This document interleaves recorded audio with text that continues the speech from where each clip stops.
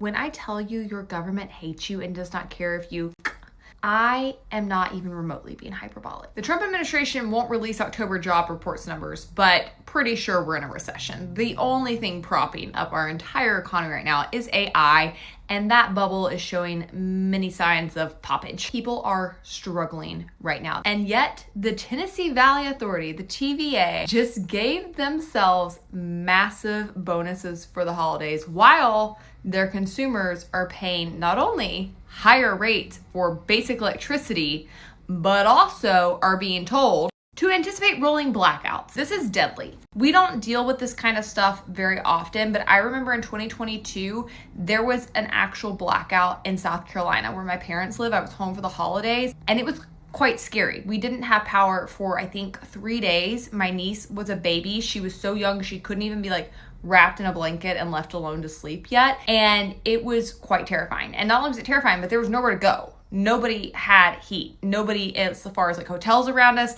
nobody in Georgia, where I'm from, everybody was going through this in the Southeast. And that's because in virtually every state and region, the energy production is controlled by a monopoly power, a government-backed monopoly utility. And the TVA is one that controls people in, I think, 7 states. It's millions and millions of people who have no other options but to use the TVA. Now, this article actually came out in January of this year, and it was talking about how they had raised the rates at the end of 2024. As you can see here, it was a 5.75% increase. The only reason they haven't raised the rates higher this year, I'm convinced, is because they haven't had a quorum. Trump fired some of their board members. We've been waiting to see who the replacements will be and if they'll get confirmed. Last year, after that rate hike, which led to $500 million in additional revenue, they turned around and gave themselves $276 million in bonuses. So they are literally price gouging people over the holiday season. People can't even afford basic